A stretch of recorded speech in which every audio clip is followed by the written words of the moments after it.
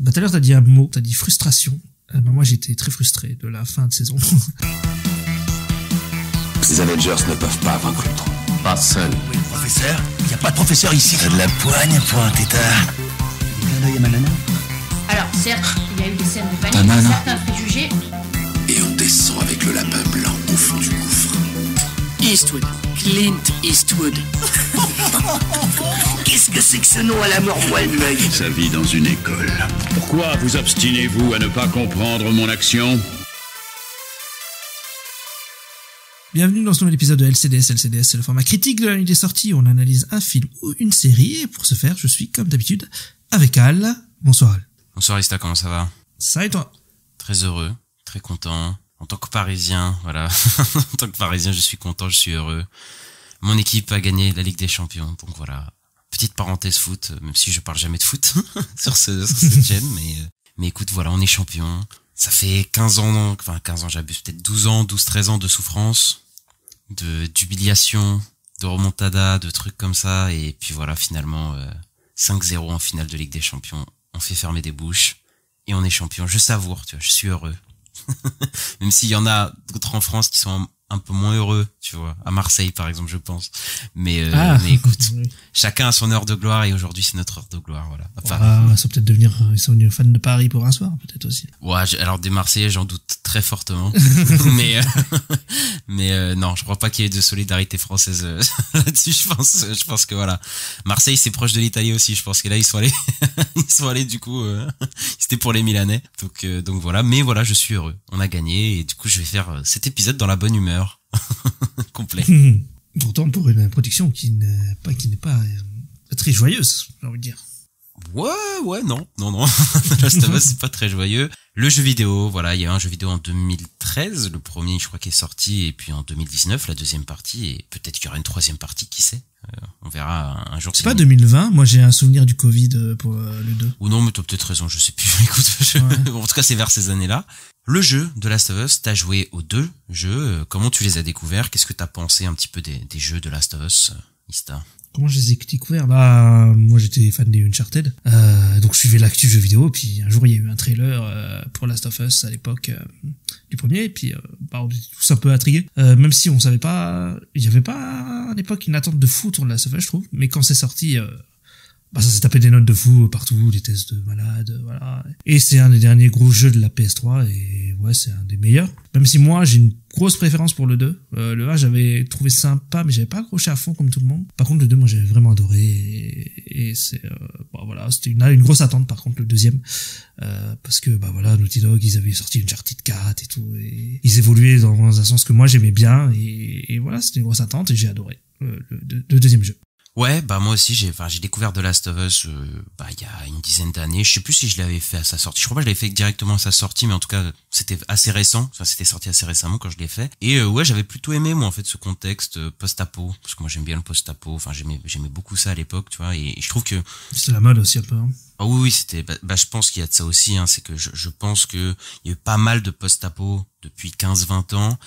Et que ça a été beaucoup traité, beaucoup géré. Et je pense que The Last of Us, il est venu au bon moment, en fait. Je pense que c'est un jeu qui est venu exactement au bon moment dans ce genre-là. Et surtout qui a su traiter les thèmes du post-apo, hyper bien, en fait, je pense. Et donc c'était un peu pas une œuvre ultime de post-apo, mais un peu un truc qui était vraiment dans l'air de son temps et qui a bien marché parce qu'il a su bien gérer les thématiques, en fait, du post-apo. Et moi, je trouve que, en fait, c'est des jeux hyper immersifs surtout le deuxième. Normal, il est sorti plus tard, ils ont pu affiner un petit peu techniquement certains trucs, mais moi vraiment tous les environnements etc qu'ils ont réussi à reconstruire, enfin je suis à fond dedans quoi en fait à chaque fois quand j'ai joué au jeu quoi. Et j'aime beaucoup évidemment le contexte des factions. Il y a beaucoup ces trucs là dans les contextes post-apo où on a des genres de factions, des communautés etc.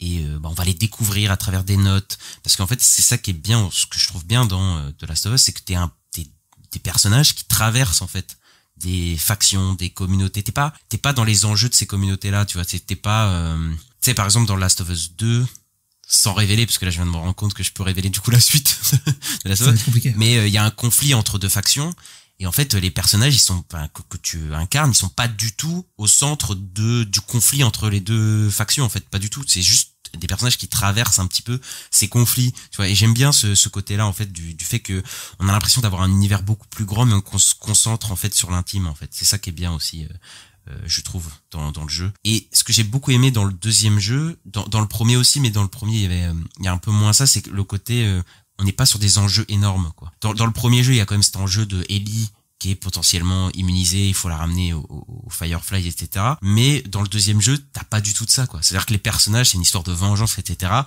en fait, c'est juste des personnages qui veulent se retrouver pour se tuer, quoi. En fait, il y a pas du tout d'histoire de trucs hyper grands ou quoi, tu vois. Et j'aime beaucoup ce côté-là, en fait, dans The Last of Us, quoi. Et puis c'est des jeux très poétiques et oui, je sais que le gameplay de combat, par exemple, de tir, etc., c'est quand même assez classique. Je trouve ça bien fait, mais je trouve c'est vrai que c'est pas révolutionnaire pour le coup, et c'est même assez redondant. Voilà, donc je sais qu'il y a des certains gamers qui sont très portés par le gameplay de combat, d'action, etc.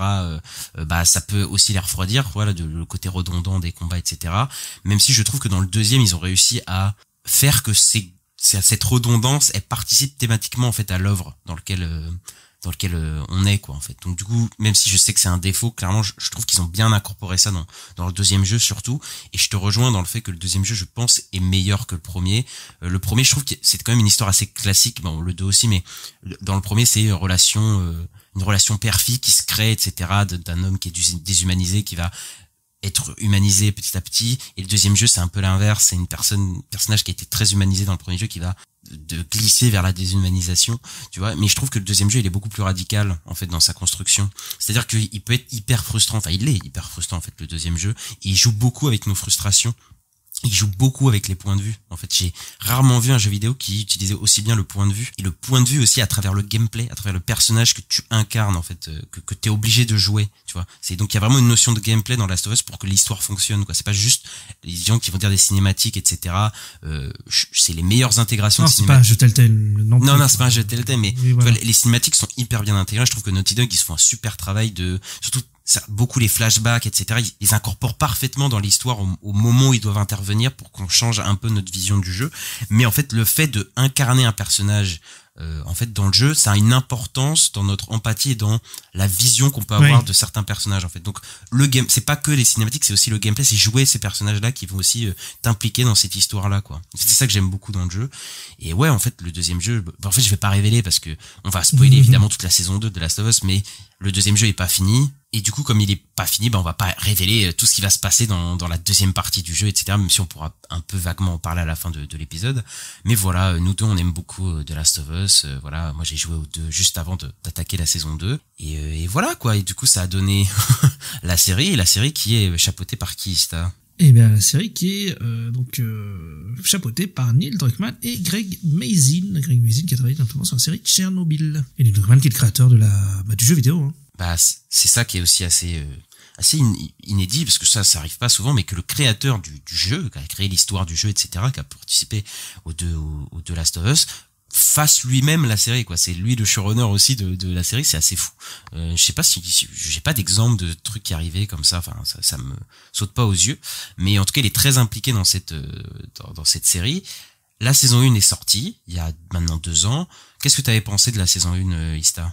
Bah écoute, j'avais bien aimé, j'avais trouvé que c'était quand même très quand même de bonne qualité. Voilà, c'était une série HBO, c'était bien foutu, il y avait des beaux effets spéciaux, voilà, le casting il fonctionnait bien, hein. Moi je trouve que Bella Ramsey et Pedro Pascal, l'alchimie, il y avait une belle alchimie entre les deux et tout, ça fonctionnait bien. Après il y avait le problème que ça manquait d'affecter, moi je trouve, dans la saison 1, où des fois t'avais l'impression qu'ils traversaient les régions normales sans trop galérer, alors que dans le jeu t'avais galéré parce qu'il y avait 500 zombies, voilà. Et il y a le problème que des fois, en fait, ça singe tellement le jeu, je veux dire, ça fait exactement les mêmes scènes. Et c'est comme les remakes Disney, quoi. Ça fait les mêmes scènes, mais ça les fait au moins bien. Donc, voilà. Et en fait, les meilleurs moments, c'est quand ça s'éloignait du jeu, en fait. Voilà. Donc, c'était quand même assez solide, c'était assez sympa. Ça reste la meilleure adaptation de jeu vidéo, je pense. Mais il y avait des problèmes, quoi. Il y avait des problèmes. Ouais, je te rejoins. En fait, moi, j'ai pas été aussi dithyrambique parce que la saison 1 a été, la réception a été assez dithyrambique pour le coup. Même si je reconnais que c'est quand même une bonne série. Enfin, voilà, faut pas déconner, quoi. Et HBO qui est derrière, y est pour beaucoup, je pense. Comme tu l'as dit, les acteurs sont très convaincants. Moi, Pedro Pascal et même Bella Ramsey, je trouve que, voilà, le duo marche bien et de toute façon c'était le cœur du jeu, hein. De toute façon c'est cette relation entre les deux, fallait le réussir pour que ça marche et effectivement ça marche plutôt bien. Techniquement la série est vraiment impeccable, voilà, pour le coup en termes de production design. Je trouvais qu'elle arrivait bien à dévier certains pièges d'adaptation dans les séquences horrifiques, par exemple, ça singeait pas le gameplay du jeu pour le coup, mais comme tu l'as dit, en fait, il y avait trop peu en fait de séquences horrifiques que je trouve dans la première saison. Surtout qu'ils avaient créé ce réseau spongien de champignons qui a un esprit commun en fait pour tous les zombies, donc voilà, et c'était plutôt une bonne idée, mais en fait c'était pas tant exploité que ça quoi sur le coup, et je trouve que c'était un peu dommage. Il y avait les introductions d'épisodes aussi qui étaient hyper prenants, je trouvais hyper sympa, qui se passait avant les événements en tout cas, et en fait qui je crois que ça s'est effacé un peu, c'était au début de la saison surtout. Ah oui mais malheureusement c'est abandonné aussi, c'est vraiment les 3-4 premiers épisodes je crois, et après malheureusement c'est qu'il y a plus du tout ça, mais je trouve que ça donnait vraiment une certaine ambiance quoi à la série, et comme tu l'as dit, les pas de côté ça marchait plutôt, enfin certains pas de côté marchaient plutôt bien. Je pense à l'épisode 3, voilà, qui était un vrai pas de côté intéressant, qui en tant qu'épisode en lui-même est hyper, il était hyper prenant quoi. C'était un des meilleurs épisodes de la série, et je pense qu'il y a un peu la même chose dans la deuxième saison, un épisode qui sort un peu du lot et qui est un peu tout seul dans son coin et qui marche super bien quoi. Mais ouais, comme tu l'as dit, ça tombait dans la copie parfois de scènes copiées-collées avec le même angle, enfin ça copiait les cinématiques en fait, même pas le jeu, mais c'est vraiment les cinématiques, et les cinématiques c'est un peu des images qui sont filmées quoi, tu vois, dans le jeu vidéo. Donc on a une caméra, donc voilà, un petit peu tremblotante, le même cadrage sur les personnages, les mêmes dialogues, du coup c'est à peu près la même chose, donc ça singe le jeu, et du coup ça me sortit un peu de la série parfois, surtout que le jeu est déjà un peu cinématographique quand même, donc ouais, c'était un peu dommage à ce niveau-là, mais je trouve que c'était plutôt réussi, même si voilà, j'ai pas été autant conquis que beaucoup de gens comme toi. Je trouve que ça se tenait clairement largement comme série, comme adaptation de jeu vidéo, mais aussi comme série post-apo quoi, en fait, c'était plutôt pas mal quoi. Bon, Ista, on attaque la saison 2. On y va, hein. Allez, c'est parti. Je me l'avais juré.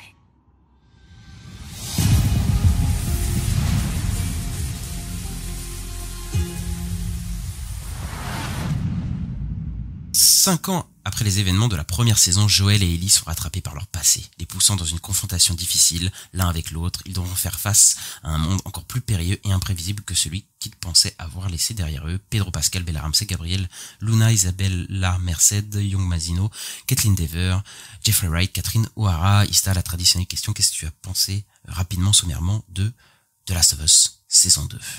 Tout à l'heure, t'as dit un mot que je vais reprendre, t'as dit frustration. Moi j'étais très frustré de la fin de saison.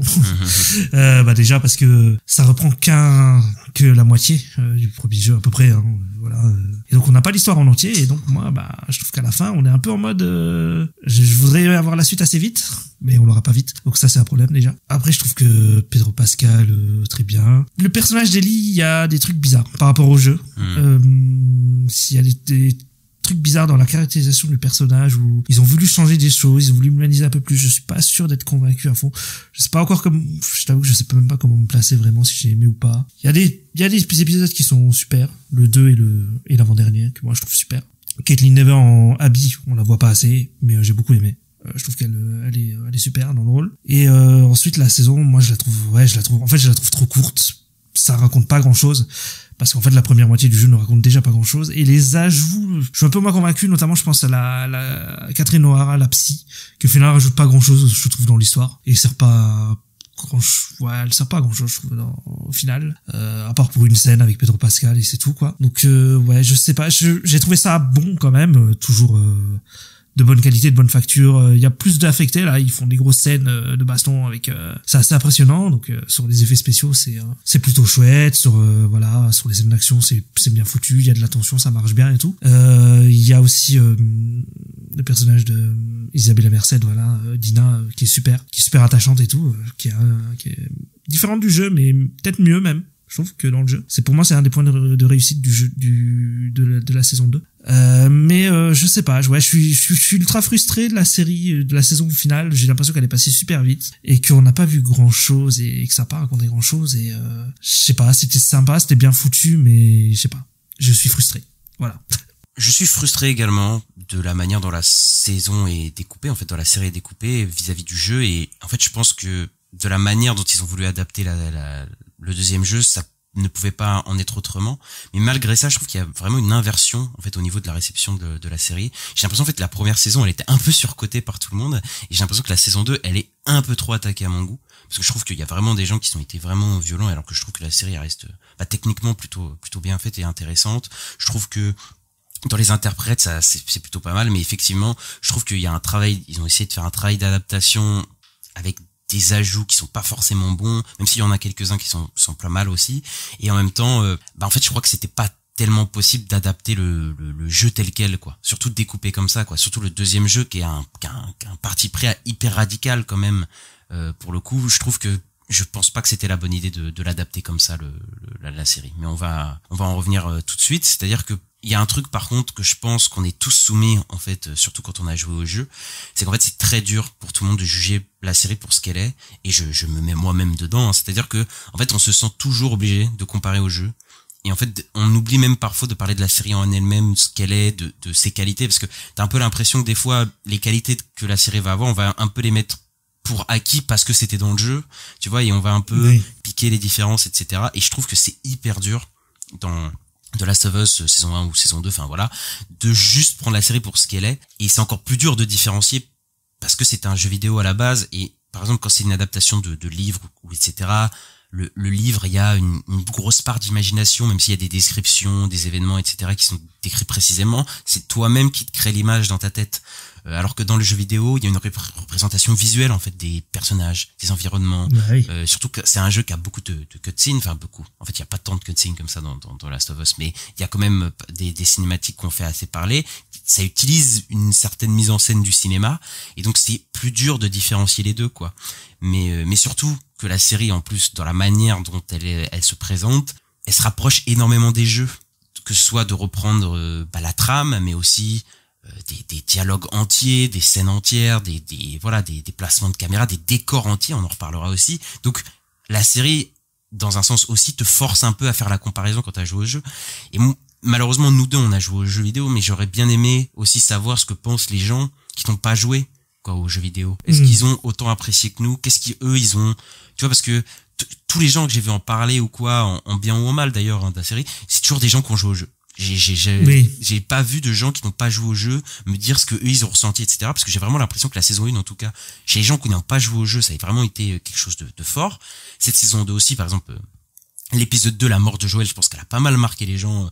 Bon, nous, on savait, etc. Mais je pense que la séquence a beaucoup marqué les gens, comme les gens qui ont joué au jeu pour la première fois ont découvert la mort de Joël. Donc, en fait, il y a un truc aussi je préfère être honnête dans le débat qu'on va avoir aujourd'hui, on va sûrement être aussi un petit peu omnibulé vis-à-vis du jeu, en fait. Et j'ai l'impression que, en fait, je ne peux pas faire autrement, je pense, hein, moi, dans mon appréciation de la série. Je sais pas pour toi, quoi. Bah.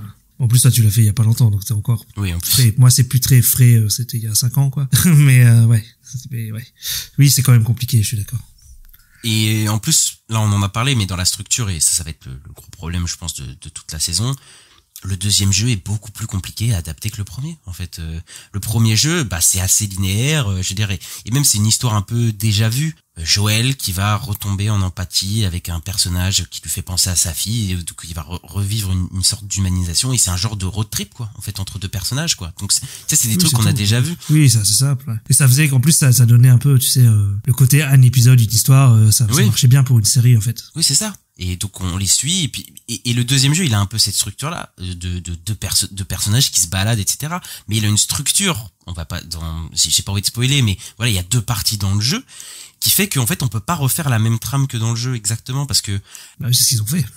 Oui, mais je pense que c'était une erreur d'avoir coupé comme ça. C'est-à-dire que la première partie du jeu, comme tu l'as dit, il se passe pas grand-chose, en fait. Et dans le jeu, c'est normal. En fait, c'est normal que quand tu joues au jeu, ce que tu fais dans la première partie, c'est un peu comme un pari, je sais pas comment dire, de cette première partie du jeu. C'est-à-dire que tu comprends pas tout, des événements qui s'enchaînent de manière hyper froide, hyper rapide, etc. Tu joues Ellie qui bute des gens, en fait, voilà, pendant la première moitié du jeu. Et en fait, tout ce que t'as fait aura un impact plus tard, en fait. Même les cinématiques, il y en a pas tant que ça, en fait, dans la première partie du jeu. Enfin, pas assez pour te faire toute une saison, en fait, de série, quoi. C'est surtout des phases de jeu où, avec Ellie, tu cherches Abby et ses potes et tu les tues, quoi.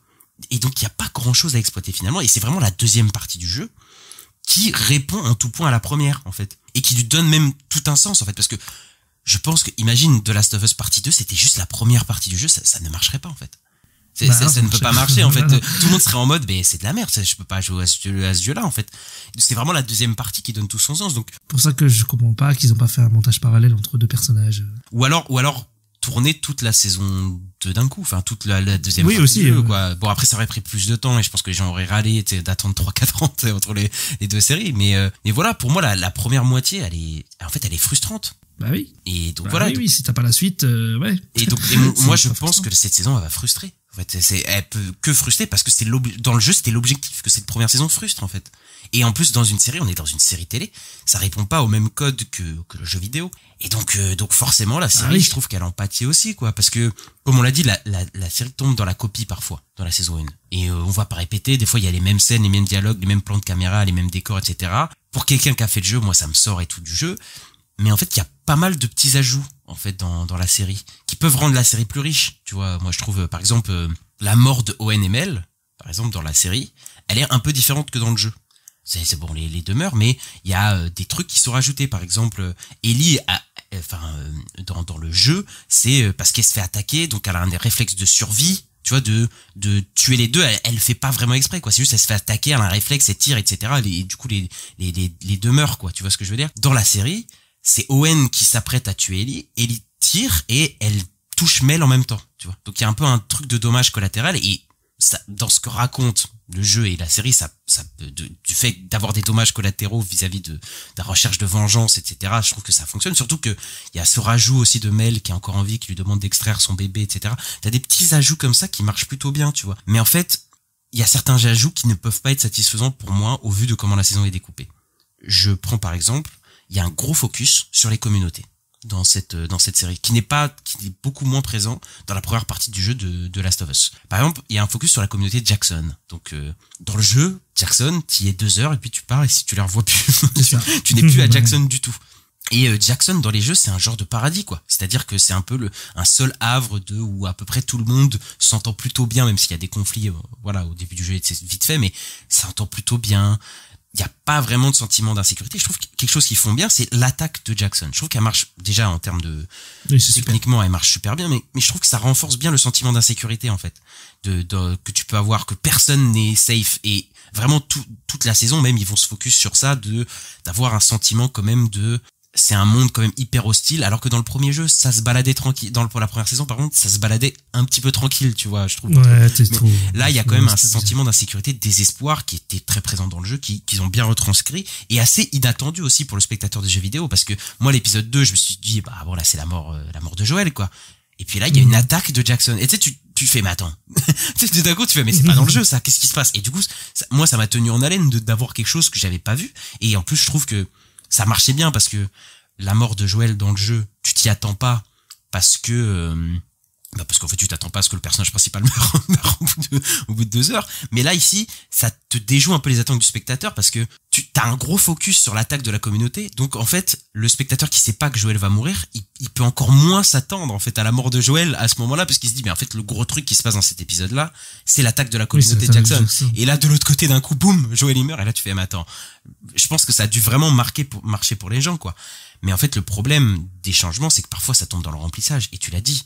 Le personnage de Catherine O'Hara, Claire la psy, je trouve que c'est un vrai échec du jeu, de la série. De la série, ouais. Parce qu'en fait, je pense qu'ils sont obligés de combler, parce que s'ils adaptent le jeu tel quel, bah frère, ça ferait 3-4 épisodes et puis c'est fini, je pense. Mais du coup, ils sont obligés de rajouter des trucs, et Claire la psy, je trouve que c'est un peu lourd, en fait. C'est très lourd, en fait, ce personnage. C'est-à-dire que c'est un personnage qui va expliciter des choses qui n'ont pas besoin d'être explicitées. Surtout que le jeu, je trouve, il y a pas beaucoup de parlotte en fait. C'est un jeu qui explicite pas énormément, enfin toutes ces thématiques de la vengeance, etc. Il y a pas besoin de dire de l'expliciter, tu vois, c'est devant tes yeux. Les personnages ils font pas des monologues pour t'expliquer ce que t'es en train de voir. Et j'ai l'impression que cette psychologue qui ne veut pas pardonner à Joël, donc voilà, ça va être une des thématiques de la saison, le pardon, jusqu'à où tu veux aller, jusqu'à la vengeance, nanana.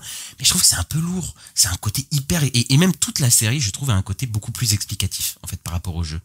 Complètement. Parce que je pense qu'il faut combler. Problème. C'est le problème avec Abby aussi. On sait dès le début pourquoi elle veut faire ça. Alors que moi, je trouvais que c'était bien dans le jeu. C'est que tu la tues et en fait, tu la détestes pendant toute la première moitié du jeu. Tu t'es avec Ellie et tu veux les buter ses potes parce que tu sais pas pourquoi elle a fait ça et tu te dis, tu penses juste que c'est une psychopathe. Mais après, plus tard dans le jeu, t'as l'explication. Mais c'est après, c'est plutôt dans la deuxième partie du jeu.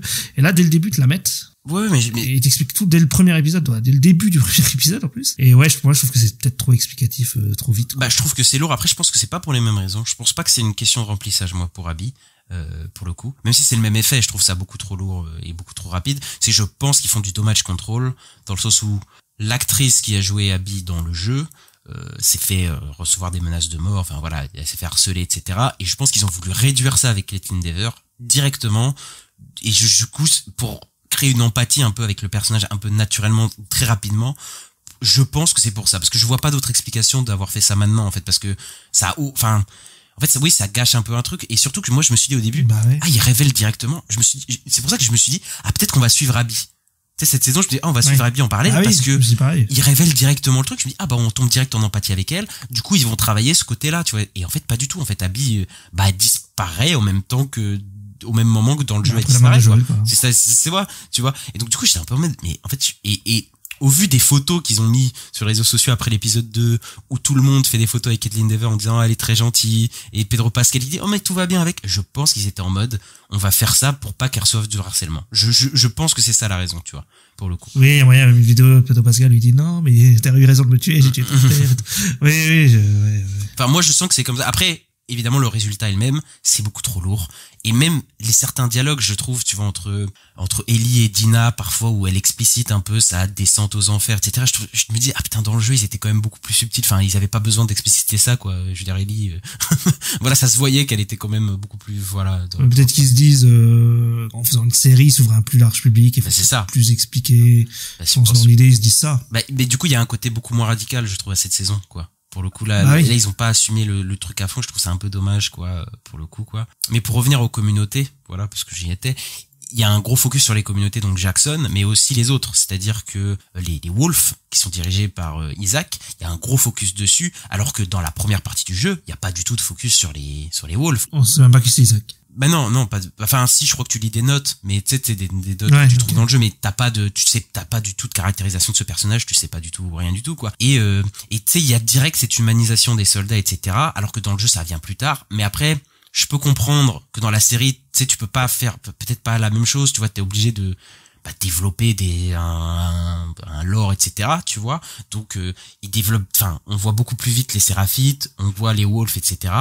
Et je trouve que par contre, ils ont bien réussi à recréer le sentiment dans le jeu où on a ces personnages qui se retrouvent en fait au milieu de ce conflit qui les dépasse. Donc Ellie, elle se retrouve au milieu de trucs qu'elle comprend pas, tu sais, de conflits, et pour elle c'est juste des fanatiques, les deux, des fanatiques de merde et idiots, et ça je trouve que ça marche plutôt bien. Mais tout ce côté d'Isaac où on montre son background, où on explicite le conflit avec les Wolves et les Séraphites et tout, qui est au cœur de la saison aussi, parce que ça reflète la thématique aussi de la saison, hein.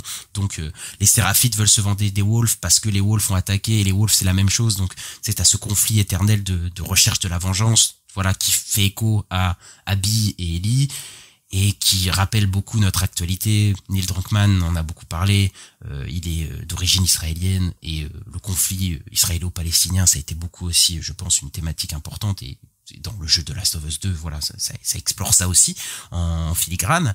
Mais je trouve que c'est le fait de montrer le background d'Isaac et les conflits de Wolf Séraphite, c'est pas assez présent pour que ça marche sur une saison, en fait. C'est-à-dire que j'ai pas de... Non, mais c'est ce que j'allais dire, c'est qu'en fait, moi, j'ai l'impression que c'est sous-développé, hein. C'est en fond, mais en fait, y a rien, enfin, qu'est-ce que ça exploite? Pas grand-chose, quoi, au final. Bon, y a pas tellement de scènes avec Isaac, enfin, je sais pas, j'ai l'impression qu'ils veulent faire trop pour ce qu'ils veulent. Enfin, déjà, ils ont que 7 épisodes, et ouais, je sais pas, ça me paraît gros tout ce qu'ils veulent mettre dans la saison, pour une saison plus courte que celle d'avant. Alors que, ouais, je sais pas, après, ils ont dit que la 3 serait plus longue que les 2 premières. Donc peut-être dans la 3 ce sera plus développé, mais là, je sais pas, je me demande, j'ai plus l'impression presque qu'on a vu une intro là, plus qu'autre chose, quoi. Sur ce conflit-là, oui, mais en fait c'est parce que le payoff de ce traitement de communauté, il peut pas satisfaire vu comment la saison elle est coupée, en fait. il manque trop de choses en fait en une saison. Et en fait, je pense que tout ce qu'ils ont amorcé là, ça va revenir en saison 2. Mais en fait, si tu le mets en saison 1, tu te dois de l'exploiter quand même sur une saison plus longtemps que ça, tu vois. Et il y a un truc qui va frustrer aussi beaucoup les gens et que je pense maintenant, c'est-à-dire que Jackson, ils ont beaucoup développé Jackson, mais en fait Jackson, comme je l'ai dit, on va pas les revoir en fait. Donc par exemple le personnage de Catherine O'Hara, même elle l'a dit sur les réseaux sociaux, on va pas la revoir. Donc en fait tu te dis mais avoir développé tout ça etc, est-ce que c'était si nécessaire au final, tu vois, pour après je spécule, ça se trouve la saison 3 et tout, voilà, on verra, mais est-ce que c'était si nécessaire de développer tous ces trucs là pour qu'au final, parce que je rappelle le traitement des communautés etc, c'est bien dans le background en fait des personnages, mais est-ce que c'est si important que ça? Je crois pas que c'est si important que ça. Et ce qui marchait bien dans la saison 1 aussi, c'est que ce traitement des communautés, il était un format épisodique. Tu traversais des gens. Oui. Tu vois, t'avais un épisode sur une communauté, un épisode sur une autre communauté, et ça nourrissait en fait Ellie et Joël dans leur relation, mais aussi dans leur vision du monde, etc. Ici, on a que ce conflit Wolf et Séraphite en fait dans le jeu. Il n'y a pas d'autres choses. Et je trouve qu'effectivement, ça va trop vite, en fait. Ça va beaucoup trop vite dans la série. Et je trouve qu'il y a même beaucoup de choses qui vont trop vite dans cette saison. Tu penses à quoi? Bah, en fait, je pense que c'est aussi dû au fait qu'il n'y a plus vraiment cette notion de road movie, en fait. Ouais. Dans la première saison. Tout se passe à Seattle, quoi. Bah, pas forcément le fait que juste ça se passe à Seattle, mais dans le jeu, t'as cette notion un peu de road movie. Bah, après, t'es un jeu, donc forcément, tu traverses des séquences et tout, mais ils avaient bien retranscrit ça dans le premier. C'est-à-dire que les personnages vont d'un point, tu vois, un point à un autre, mais ils traversent plein d'environnements, etc. Ici, je trouve qu'ils voyagent beaucoup moins les persos. Enfin, il y a beaucoup moins ce focus sur le voyage, en fait. Comme s'il y avait pas le temps, tu vois, comparé au jeu qui prenait le temps de te faire passer du temps avec les personnages, t'avais le temps de jouer avec eux, d'interagir avec eux, de développer, de voyager à travers ces décors post-apocalyptiques, etc. La saison 1 avait quand même réussi ce truc-là, je trouve, dans la relation entre Joël et Ellie, de se poser, de voyager, etc. Ici, je trouve que c'est trop rapide, en fait. Par exemple, Ellie, surtout par exemple dans le dernier épisode, mais en fait, ah oui, c'est rushé. Mais elle va tellement vite à un endroit que tu te dis, mais ça va beaucoup trop rapidement, quoi. Même l'épisode 5, tu vois, ça va hyper vite. Elle trouve Nora, la première qu'elle tue de manière hyper vite, elle la trouve tellement rapidement. Alors que dans le jeu, il y avait après, ça répondait aussi à des questions de gameplay, de jeux vidéo. Gameplay, oui. Ellie, évidemment, elle galérait à trouver les personnes, à tuer je sais pas combien de personnes sur sa route, ce qui renforçait son côté déterminé et descens aux enfers. Mais ici, en fait, elle les trouve beaucoup trop rapidement. Je trouve qu'ils ont pas réussi à faire que cette descente un peu dans la déshumanisation d'Ellie, en fait, ils ont pas pris le temps, en fait, tout simplement. En fait, je trouve que ça va trop vite, en fait. Je sais pas si c'est ça, parce que moi, j'ai l'impression qu'il y a un gros problème avec le personnage d'Ellie dans cette saison. C'est qu'ils essayent de l'humaniser plus que de la déshumaniser comme dans le jeu, quoi. Et en fait, tu dis elle tue des gens et tout, mais en fait j'ai l'impression qu'elle tue pas grand monde dans la série. Non, mais ça je peux comprendre pour le coup, parce que la série se veut réaliste et même le jeu vidéo se veut réaliste, mais on accepte le manque de réalisme dans le jeu vidéo pour des raisons de gameplay. Mais ici, Ellie, elle peut pas tuer des centaines de personnes, c'est pas possible, tu vois. Oui. Au bout d'un moment, tu vas être en mode, bah oui, mais j'y crois plus, enfin, que la meuf, elle arrive à tuer je sais pas combien de personnes. Donc, le fait que les morts soient assez sporadiques et soient pas, sporadiques, je sais pas si c'est c'est pas le bon mot, mais en tout cas, que soit assez ponctué, je me dis, ça peut renforcer l'impact que ces morts peuvent avoir, tu vois, pour le coup. Mais, en fait, le truc, c'est que j'ai pas l'impression qu'elle galère tant que ça, en fait, à les trouver. Tu vois, j'ai pas l'impression qu'elle, tu vois, il y a ce côté dans le jeu où elle est déterminée, elle traverse des endroits de fou, elle se prend des infectés et tout ça.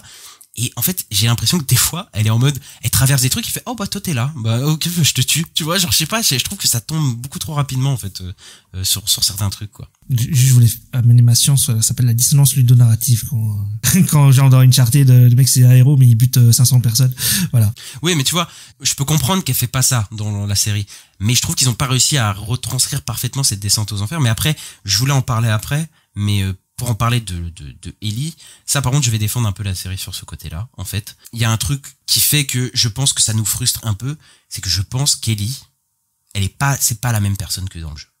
Et je pense qu'on n'arrive pas du tout, et même moi j'ai un peu du mal, c'est-à-dire que ce changement elle est beaucoup plus humanisée en fait que dans le jeu, en fait, tout simplement. Oui, bah c'est ça. Mais je pense que c'est pas une faiblesse qu'ils ont fait, c'est que je pense que c'est un choix. Je pense vraiment que c'est un choix qu'ils ont fait de rendre Ellie beaucoup moins froide, quoi, tu vois, que dans le jeu. Ouais, mais en fait c'est bizarre parce que tu sais, au bout d'un moment elle dit mais qu'est-ce qu'on fout là et tout, alors que normalement, enfin je sais pas, moi je me dis Pedro, Joël il est mort.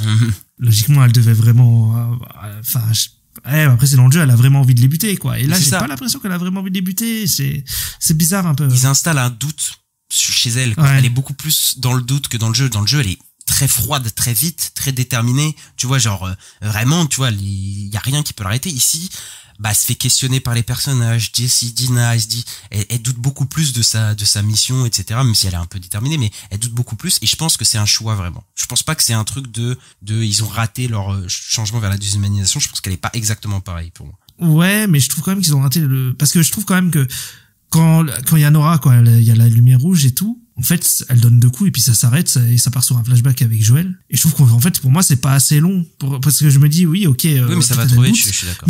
Mais une fois qu'elle est devant la personne qu'elle veut buter, là, tu vois, elle se rappelle et elle devient hyper violente, tu vois. Mais en fait, j'ai pas senti la violence, tu vois. Non, je suis d'accord que c'est trop rapide. En fait, c'est un manque de viscéralité, en fait, ce moment-là. Ouais, c'est ça. Tu vois, dans le jeu, surtout qu'en plus, il y a un truc qui joue super bien, c'est-à-dire qu'on tombe dans une cinématique et ça pourrait être une cinématique où elle le tabasse, mais le jeu te dit, tu appuies sur le bouton pour la tuer. Tu vois, tu dois appuyer sur le bouton. Donc c'est toi qui vas faire le mouvement. C'est comme, j'allais dire la fin du jeu, mais la fin du jeu, il y a un truc comme ça aussi.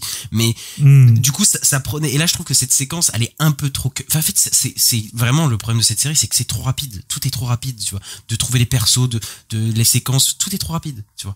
Et encore, celle d'Owen et Mel, je peux comprendre qu'il y a un côté soudain au truc, tu vois. Un côté de, ok, ça va rapidement, j'ai pas le temps. Mais là, comme dans le jeu, elle est seule face à elle et elle a le temps, tu vois, elle a le temps de la faire souffrir et tout. Et là, je trouve que je suis d'accord avec toi, ils ont un peu raté le truc. Et un problème après Owen et Mel, j'ai vu beaucoup de gens râler parce que c'est pas comme dans le jeu, mais après oui, que je suis un peu comme toi, je peux l'accepter, mais ça manque aussi ça relève aussi le côté violent de Ellie, son côté radical et de la vengeance, quoi. Là où elle est plus en mode. Je suis d'accord, mais ça explore quelque chose quand même que je trouve qui est quand même thématiquement approprié, c'est-à-dire le dommage collatéral, quoi. Elle se défend, elle tire et elle tue 2 personnes alors qu'elle voulait tuer qu'une personne. Tu vois ce que je veux dire? Il y a un truc dans cette recherche de la vengeance, d'aller chercher Abby, elle tue tous ses potes qui sont des dommages collatéraux en fait pour aller chercher Abby, quoi. Donc je trouve que ce truc-là, c'est pas thématiquement inapproprié, tu vois. C'est pas la même chose que dans le jeu, mais je trouve pas que ça dessert ce que ça veut raconter non plus, tu vois. Ce moment-là pour moi. Ouais, mais je trouve que ça enlève la radicalité dont tu parlais, qui est dans le jeu, quoi. Qui au final est plus absente dans la série. Après, on parle de tous les moments qui sont un peu rushés, etc. de la saison, mais il y a quand même une parenthèse un peu dorée, je trouve, dans cette saison, où un épisode qui prend vraiment le temps, là, pour le coup, et là, pour moi, qui est je pense, le meilleur épisode, peut-être de la série, tu vois, avec l'épisode 3 de la saison 1, je sais pas, voilà, je sais pas trop, mais en tout cas, qui est le meilleur épisode pour moi que j'ai vu de cette saison. C'est pas l'épisode 2 pour moi, enfin, l'épisode 2, c'est un des meilleurs aussi, mais pour moi, c'est l'épisode 6. Vraiment, parce qu'il m'a vraiment surpris, moi, cet épisode 6. C'est-à-dire, c'est l'épisode flashback, du coup. Donc, on a un flashback avec Pedro Pascal et Bella Ramsey. Et je trouve que c'est vraiment une parenthèse douce où là, ils prennent le temps. C'est-à-dire qu'ils ont réuni tous les flashbacks du jeu. Bah, c'est ça. Et les flashbacks dans le jeu, je trouve qu'ils étaient superment bien placés pour changer un peu l'empathie, pour nous faire comprendre des trucs et tout. Mais je trouve qu'ils ont réussi à faire du neuf avec tous ces flashbacks, mais en faisant qu'en fait, en tant qu'épisode, il se tient hyper bien, quoi. En fait, il y a vraiment une vraie progression narrative dans cet épisode, et moi, ça a vraiment marché émotionnellement de fou, quoi, cet épisode-là sur moi, quoi. Ouais, bah moi pareil, c'est aussi peut-être un de mes préférés. Et puis, par contre, je me suis dit un truc, c'est que je trouve que là, il y a vraiment l'alchimie. Pedro Pascal, Bella Ramsey fonctionne super bien, et c'est peut-être ce qui manquait un peu à la saison, je trouve aussi, parce que là, Bella Ramsey, elle est toute seule avec Isabelle Merced. Et ouais, je me dis que la suite, saison 3, ça va être compliqué, parce que pour ça va être encore autre chose. Ah bah après la saison 3, moi je pense que ça peut être vraiment bien avec. Ouais, je pense aussi. Mais après, bon, le problème c'est que on verra plus tard, quoi. On verra, mais je trouve que peut-être la force de la saison 1, c'était quand même le duo. Et là, je le sens, tu vois, dans la saison, parce que je trouve que c'est un des meilleurs épisodes, et aussi parce qu'il y a une vraie alchimie entre les 2 acteurs, je trouve aussi, qu'on retrouve pas, vu que le personnage meurt, quoi. Donc ouais. Mais l'épisode est super, voilà. Moi j'ai chialé à la fin.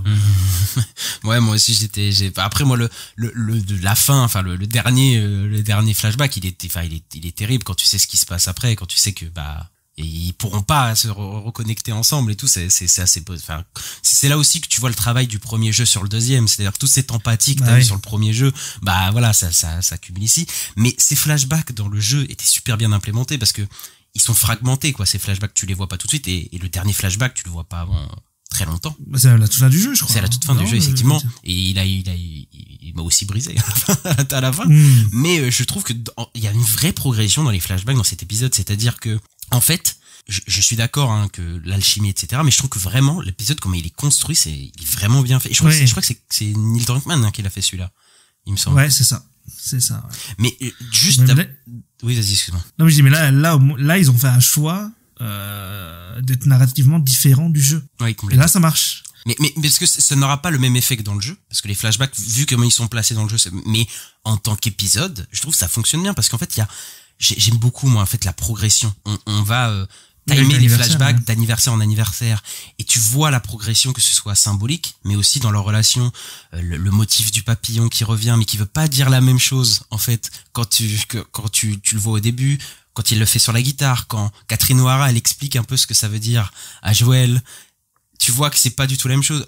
L'homosexualité d'Ellie, qui est découvert aussi par Joël de manière progressive, etc., qui donne des moments assez drôles, mais de vie aussi, tu vois. C'est ça aussi que j'aime bien, c'est, il y a des moments, en fait, où Joël fait face à sa fille qui grandit, qui se rebelle, qui veut son indépendance. Et du coup, on sent aussi le conflit qui va naître en eux. Et pour moi, la vraie réussite de cet épisode, c'est la révélation du mensonge, en fait, de Joël à Ellie, qui est pas du tout pareil que dans le jeu, mais qui est, je trouve, beaucoup moins explicite que dans le jeu, parce que dans le jeu, Joël dit directement la vérité, dit oui, il s'est passé ça, j'ai menti. Alors que là, ils ont ajouté un genre de dilemme qui est pas dans le jeu, mais qui est en résonance, en gros, avec les personnages. Et je trouve que le moment où elle dit tu as menti, le moment où il est révélé à travers ce dilemme-là, je trouve que ça marche parfaitement bien. Et surtout que ça rattache au début de la série aussi, parce que le personnage de Catherine O'Hara, je l'aime pas du tout dans ce qu'il fait, mais tout ce rapport avec comment il s'appelle le personnage qui meurt, son mari, comment il s'appelle son mari qui je sais plus, mais en tout cas dans cet épisode on découvre de comment il meurt, etc. Et quand t'as joué au jeu, quand Joël il lui dit que t'as pas besoin de la voir, parce que si tu l'aimes vraiment, tu la vois tout le temps. Enfin, ce que ça va évoquer, ce que ça évoque après, plus tard, quand tu sais que t'as joué au jeu, tu sais que, enfin, je trouve que c'est hyper fort, là, ce qu'ils ont réussi à faire avec cet épisode-là, je le trouve vraiment dans sa progression superbe. J'ai l'impression que il sort même pas de cette saison, tellement il est bien cet épisode. Ouais, super. C'est peut-être parce que c'est Neil Druckmann, voilà, le créateur du jeu qui est dessus et qui, je sais pas, voilà, a eu la bonne idée, quoi. Mais ouais, c'est bien qu'il y a toute l'histoire avec le personnage dont tu parlais, et le mari de Catherine O'Hara, et ouais, en fait, elle comprend là, Ellie, que en fait, il peut lui mentir, quoi. Il peut lui mentir parce qu'il voit, il le voit mentir en direct, donc elle se dit, s'il le ment là, il a pu mentir à moi sur Luciole, quoi. C'est ça qu'elle comprend, c'est que quand elle le voit mentir avec le même regard qu'il lui lance à la fin de Last of Us, de la saison 1 et du jeu, elle a compris tout de suite ce qu'elle avait capté depuis un moment, mais qu'elle voulait pas s'avouer, ou qu'elle essayait de croire. Parce qu'il y a des gens, là, vers la fin, on la voit lire une lettre, elle veut lui poser des questions parce qu'il y a des trous bizarres, il y a des trucs pas logiques dans ce qu'il avait raconté. Mais en fait, à la fin de la saison 1 et du jeu, elle se doute qu'il ment. Mais elle veut essayer d'y croire. Mais c'est quelque chose quand même qui lui trotte toujours dans la tête. Elle sait qu'il y a un truc qui va pas et tout. Et quand elle pète un câble, elle lui dit non, tu as menti. On sait qu'elle parle pas du fait qu'il ait menti d'avoir tué le mari de Catherine O'Hara. On sait qu'elle parle en fait du mensonge originel qu'il a tué tout l'hôpital pour elle, quoi.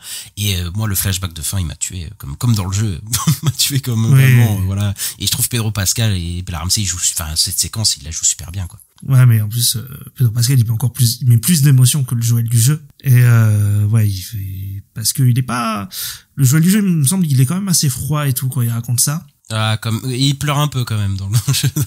Ouais, il a les larmes un peu. J'avais revu la scène, il a les larmes un peu comme, parce que là Joël, Pedro Pascal, lui, il est vraiment en mode, ouais. Mais après, aussi, c'est là où tu vois le jeu sur son visage. Tu vois, quand il est vraiment triste, etc. Quand il lui dit je t'aime aussi là dans le jeu, dans la série, alors qu'il le dit pas dans le jeu. Ils sont beaucoup plus dans la retenue. Mais là, je trouve que ça marche, ça marche vraiment bien, quoi, entre les deux, quoi. Après, quand même, pour rester sur les qualités de la série, techniquement, la série, elle est quand même impeccable. Voilà, je trouve que la série, elle est quand même magnifique. Il y a vraiment une production de design de fouiste, hein, on va pas se mentir. Là, c'est quand même impeccable, quoi. Ouais, je pense au gros monstre dans l'attaque de Jacksonville, qui est fou, quoi, le gros monstre là qui attaque Toby. Le colosse. Bon, même si Ouais. Bon, même si Tommy s'en sort tout seul dans un coin paumé, là, dans un cul-de-sac, ouais, bon, ça, il est un peu invincible, le mec, mais ouais. Mais tu vois, j'y ai cru au moment, tu vois, je me dis, enfin, je savais qu'il allait pas mourir, mais j'étais un peu en mode, quand même, il peut crever, ouais, quoi. Ouais, qui crève, quoi. Ouais. Ouais, mais même, quand on voit les hordes énormes d'infectés qui arrivent, qui attaquent, ouais, c'est impressionnant. Donc ouais, c'est super bien fait. Mais moi, c'est vraiment dans la production design où c'est pas forcément une qualité ou ni un défaut, mais j'ai jamais vu une œuvre reproduire autant les zones du jeu ou quoi, mais avec une telle méticulosité, quoi. C'est-à-dire que Jackson... C'est abusé, c'est la maison de la Bible, je trouve. Ah oui, le chalet, c'est quasiment le même. Jackson, c'est impressionnant. Tous les plans sur Jackson, j'ai cru que c'était vraiment le vrai Jackson, quoi. Mais tout, tu vois. Il y a plein de passages dans la série où tu regardes le truc, tu te dis, mais c'est la même endroit, quoi. Je sais pas comment ils ont fait, mais ils ont dû galérer, mais c'est vraiment la même chose, quoi. Et c'est assez bluffant, quoi, je trouve, ouais. Mais, après, c'est pas forcément une qualité, mais je crois que j'avais jamais vu ça. En fait, j'ai pas d'exemple d'œuvres, d'adaptation, de trucs comme ça qui reproduit quasiment à l'identique avec ce niveau de détail assez fou, quoi. Je pense que j'ai jamais vu ça dans une série ou dans un film ou dans quelque chose, quoi. Qui prend un jeu vidéo, ouais, non. Bah après, non. Harry Potter, Poudlard, non, j'ai pas, mais c'est un livre, donc ça marche pas. Et ouais, après le maquillage des zombies, etc., ça marche super bien. Les effets spéciaux sont très très très bons. Même si je trouve que pour une série qui est avec des zombies, etc., je trouve que ça manque un peu de crado sur les personnages. Voilà, ouais, c'est encore une série où ils sont un peu trop propres parfois, je trouve, voilà, un peu bien coiffés. Isabella Merced, elle est toujours très très belle et tout, enfin voilà. Mais je trouve qu'ils ont bien répondu à la critique du manque de zombies en fait dans la première saison. Ça, ouais. C'est-à-dire qu'ils gèrent plutôt bien les scènes horrifiques et encore une fois, ils adaptent pas une séquence de gameplay, c'est-à-dire qu'ils font des vraies scènes de tension, des vraies scènes horrifiques. Et je trouve qu'ils ont bien mis l'accent aussi sur le fait de pas tomber dans le piège de Ellie qui est une machine à tuer à zombies, quoi. C'est chaque rôdeur, chaque zombie est une menace en soi, quoi. Et il peut pas en tuer des centaines dans le jeu. En plus, ils ajoutent d'autres infectés qui sont un peu différents, qui rajoutent vraiment une tension parce qu'ils sont vraiment assez flippants, quoi. Ces nouveaux zombies un peu plus intelligents, etc.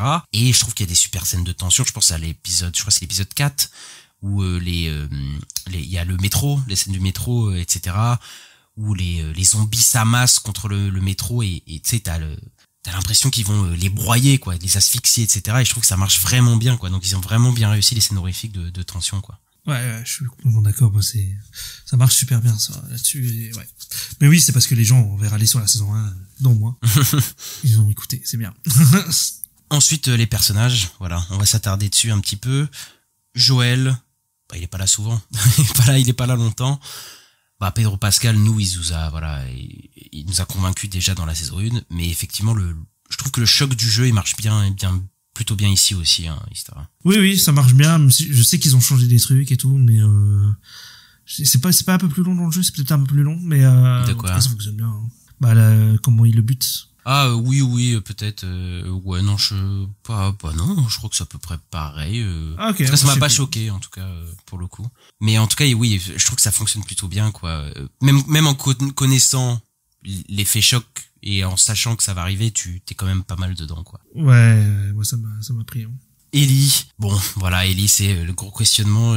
On va peut-être amorcer tout de suite sur le fait que elle reçoit un harcèlement massif qui est absolument injustifié et tout parce que des gens la trouvent pas belle, comme si c'était un argument suffisant pour justifier un harcèlement sur elle, etc. Les gens font des montages de sa tête et tout, se moquent d'elle et tout. Je crois qu'elle a désactivé ses réseaux sociaux, enfin je crois que depuis la saison 1 en fait, je crois qu'elle a désactivé, mais je sais plus.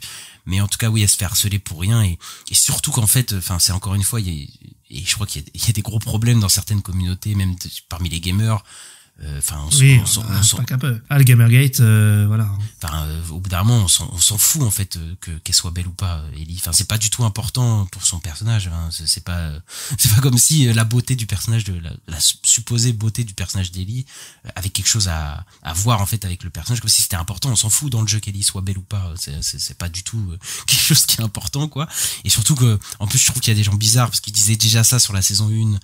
Et par rapport au jeu, tu te dis, elle est censée avoir 14 ans. Je trouve ça extrêmement bizarre Oui, c'est une gamine, quoi. Ouais. Bah ouais, donc je trouvais ça déjà extrêmement bizarre, quoi.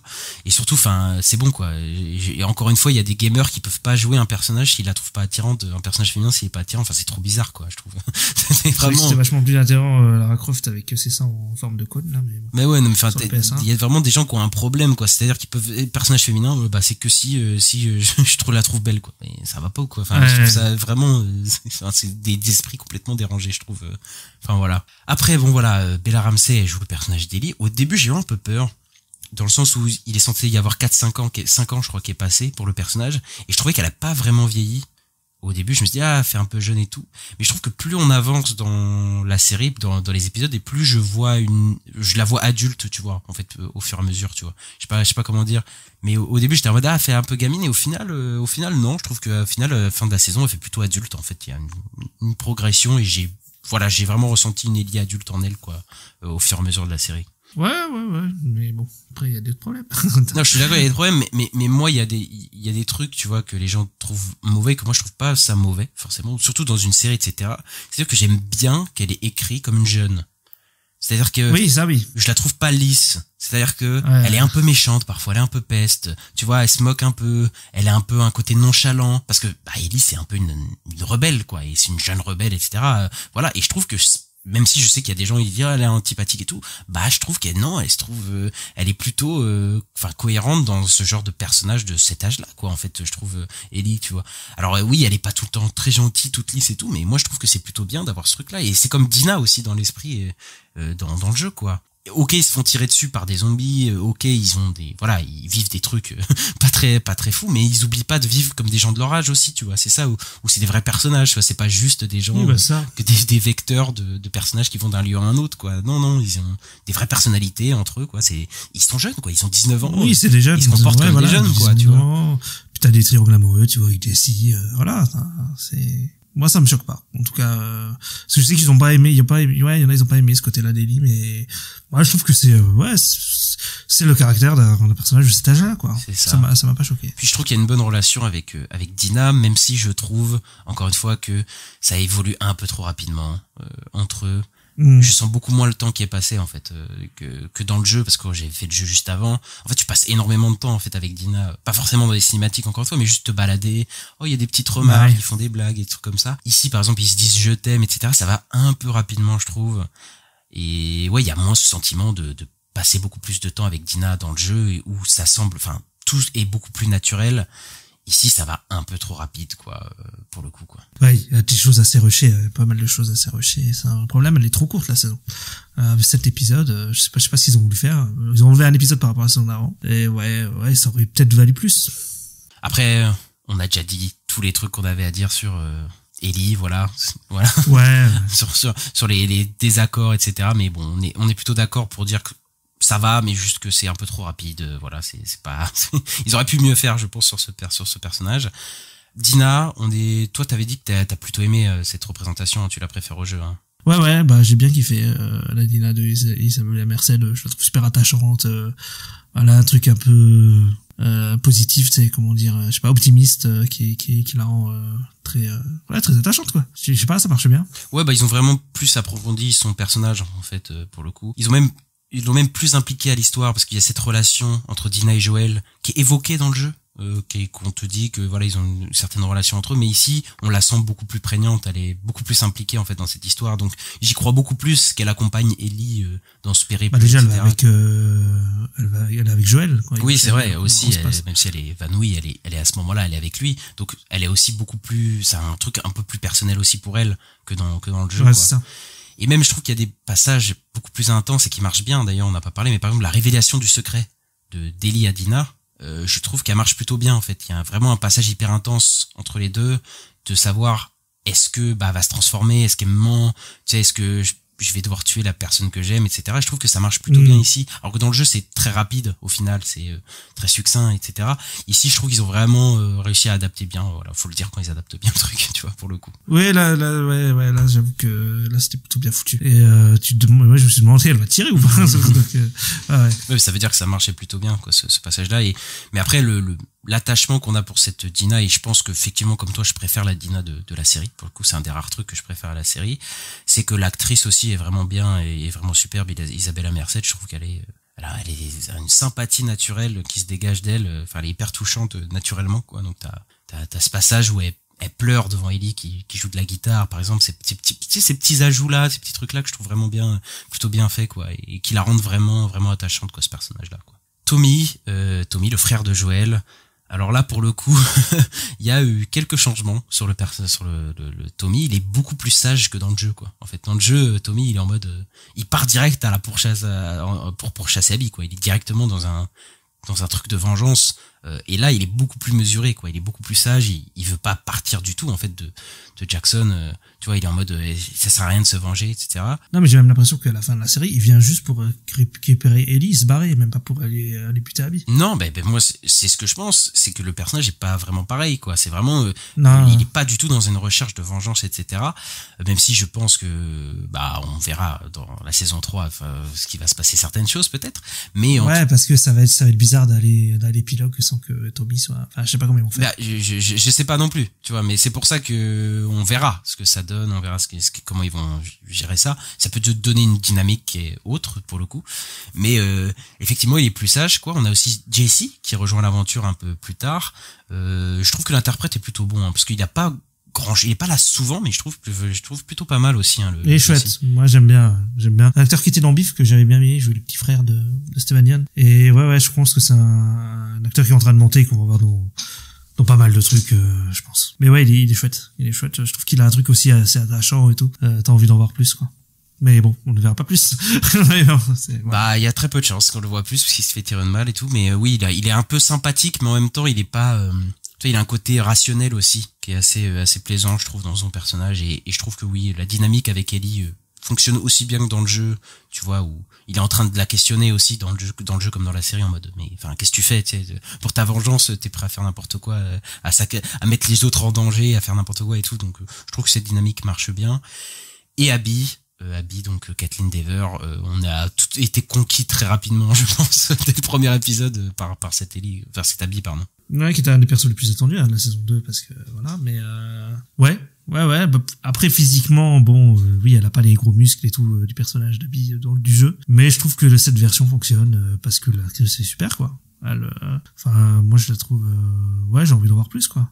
Je trouve qu'elle le joue super bien. Le fait qu'elle soit musclée, c'est pas nécessaire dans le développement de son personnage, même si c'était le reflet de quelque chose dans le jeu, etc. Ici, ça peut s'exprimer très différemment, mais c'est vrai que c'est un peu dommage, parce que c'est vrai que c'est rare de voir ce genre de femme avec ce genre de physique dans ce genre de série, etc. Ça aurait été bien d'avoir une actrice comme ça, mais bon, je pense que ça doit être difficile d'avoir ces critères-là, tu vois, de dire il faut une actrice qui soit bodybuildée, tu vois, en même temps, enfin, tu vois, peut-être ils ont vu Kathleen Dever, ils se sont dit elle est superbe, mais bon, elle est pas bodybuildée, etc. Bon, ça va être c'est pas grave, on va effacer cet aspect-là, on va exprimer cet aspect-là de manière différente. Bon, voilà, mais le truc, c'est que, encore une fois, je la trouve superbe, l'actrice.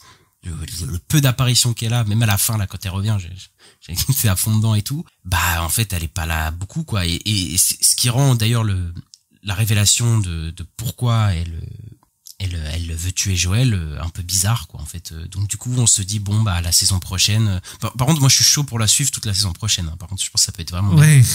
Je pense que ça peut être vraiment cool. Mais au final, on la voit pas tant que ça de cette saison. Et moi, je pense, j'aime pas dire, ils auraient dû faire ça, parce que c'est jamais la bonne chose à dire il fallait pas faire ça, fallait faire ci. Je trouve que c'est pas du tout un bon angle.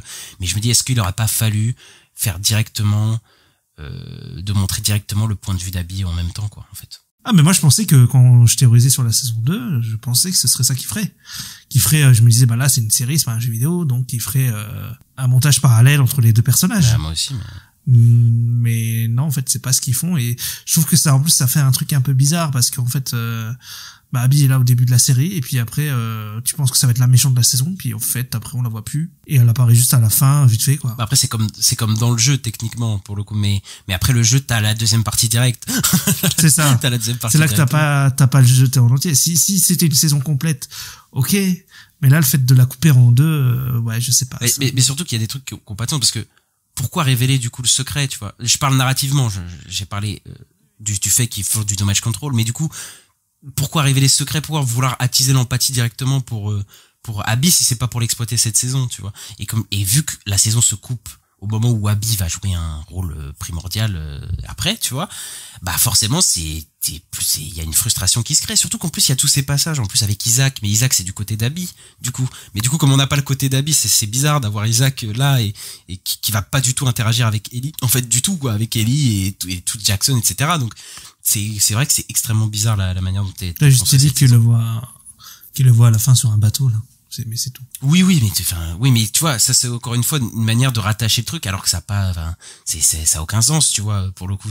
Il le voit et puis elle part, mais en fait, on s'en fout. Enfin, je veux dire, Ellie, elle connaît pas Isaac, elle connaît pas Ellie, et bah voilà, et ça changera pas dans tous les cas. Donc tu te dis, c'est complètement con, quoi. Et puis d'ailleurs, il y a un passage trop bizarre dans la dernière saison où Ellie va en bateau et se retrouve sur une île qui va avoir son importance après, et puis finalement pour un tour de passe-passe elle arrive à s'en sortir et à quitter l'île et puis elle repart et tu fais ok, bah c'était juste, c'est trop bizarre parce qu'il la pendent et tout, puis après ils disent ouais non laissez-la. Mais non, mais en fait t'as l'impression que c'est juste un teasing pour la suite, quoi, et tu fais mais oui, mais ça a aucun sens narrativement pour une certaine scène avec Abby, ouais, parce que dans le jeu ça y est pas, cette séquence ça y est pas du tout. Non, bah non, donc ça n'a pas de sens, ça c'est juste pour voilà, et en plus ça s'enchaîne tellement rapidement que c'est un peu bizarre. Ouais, c'est trop bizarre parce qu'après voilà, ils sont barrés et puis elle reprend le bateau puis elle va où elle doit aller, quoi. Puis c'est fini. C'est très très voilà. Chelou pour le coup. Ouais, très très étrange. Bon, bah voilà, on a fini sur la saison 2 de Last of Us, avant que tu aies besoin de rajouter quelque chose.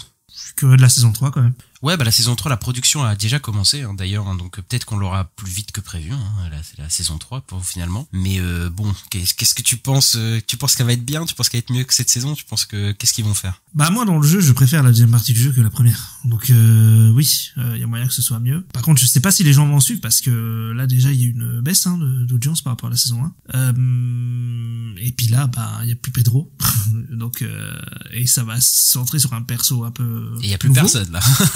Plus personne. Donc ouais, donc je sais pas, mais moi je pense qu'il y a moyen que j'adore parce que voilà, ceux qui connaissent le jeu, la relation Abby et c'est Liv, je crois, le perso. Lev, ouais. Lev, ouais. Moi j'avais adoré, donc j'ai très envie de voir ça. Donc, ouais. Après le truc c'est que la deuxième partie répond à la première et donc forcément elle est censée être plus agréable et normalement elle est plus fournie narrativement que la première partie, donc normalement ils ont l'espace, mais après ils parlent de couper la deuxième partie du jeu en 2 saisons. Donc là je me dis mais où est-ce qu'ils vont couper la deuxième saison, quoi? Qu'est-ce qu'ils vont faire en fait? Parce que je me dis ça peut être aussi très frustrant de couper la série, enfin la deuxième partie du jeu au milieu, ça serait trop bizarre. Mais en même temps s'ils coupent la deuxième partie là où je pense qu'ils vont couper la deuxième partie, bah je me dis mais attends, comment ils vont faire toute une saison pour la saison 4? Enfin, il y a des questions que je me dis mais dans quoi ils sont en train de s'embarquer, je sais pas trop. Mais après, je sais pas non plus, mais en plus ils disent comme je disais tout à l'heure, ils disent qu'il y aurait plus d'épisodes dans la saison 3 que dans les 2 d'avant. Donc bah après on serait au-dessus de 8 épisodes, quoi. Ça m'étonnerait pas parce que vraiment la partie 2 est assez fournie. En fait, la partie 2 comparée à la partie 1 où là, ils ont dû combler certains trucs et tout. Je pense que la saison 3, ils auront moins besoin de faire du comblage et tout, même s'ils en feront quand même, etc. Je pense Isaac et tout ça, le truc des communautés, ils vont beaucoup plus approfondir. Mais ici, je pense que ça s'écrit beaucoup plus facilement que la première. C'est beaucoup plus dur d'adapter cette première partie que la deuxième, je pense, selon moi. Donc peut-être aussi. Ouais. Mais ça va rattraper au moins la fin de la saison d'avant, quoi. Ça va aller jusqu'au cinéma, quoi. C'est ça que je me dis, mais en fait, je sais pas. Parce que tu dis ça, mais en fait, s'ils vont jusque là, mais en fait, comment ils font une saison 4 avec ce qui reste? C'est pas possible. Enfin, il reste pas grand chose après, tu vois. Donc je me dis, mais il y a un truc, mais ouais, ils vont l'allonger de fou, hein. Oui, c'est ça que je me dis, mais comment ils vont faire toute une saison sur ça? Enfin, c'est trop bizarre. Donc je vont inventer des choses. En fait, ça se trouve, la saison 3 va être bien et la saison 4, ils vont retourner dans leur travers de cette saison-là. Ouais. Ça se trouve, je sais pas. Mais après, je pense que la saison 3 sera meilleure que la 2. Je pense. Je parie un peu, mais je pense quand même que ce sera mieux géré, ce sera moins compliqué, je pense. Je pense aussi, ouais. Mais par contre, la radicalité du fait de cette saison 3, parce qu'elle va être complètement radicale vis-à-vis des 2 précédentes, en fait, finalement, je sais pas si des gens vont accrocher à ça. Ça va être un gros pari aussi. Ce que je disais. Ouais. Parce qu'avant, c'est Pedro Pascal qui faisait vendre la série quand même, faut le dire. Oui. Mais là, encore, tu vois, c'est déjà arrivé que dans une série, il y a un personnage central qui meurt et puis la série continue. Mais là, ça va changer complètement, tu vois. C'est rare j'ai jamais vu ça, tu vois, dans une série. Donc, non, je crois pas. Ça va être un gros pari. Mais on sera sûrement là pour en parler, Ista, et je crois qu'on a fini, hein. Bah oui. Et on espère que vous avez aimé cet épisode. N'hésitez pas à mettre le petit pouce en l'air, les 5 étoiles sur votre plateforme sur laquelle vous nous écoutez, à nous suivre. On est à peu près disponible partout sur toutes les plateformes d'écoute, donc sur Spotify, Deezer, Acast, Apple Podcast, Podcast Addict et plein d'autres. Et à nous suivre sur les réseaux sociaux La Nuit des Sorties sur X, Twitter, Blue Sky, TikTok, Instagram, YouTube. Et on se retrouve très bientôt, Ista, pour parler des news de la semaine. À bientôt. Ciao, ciao.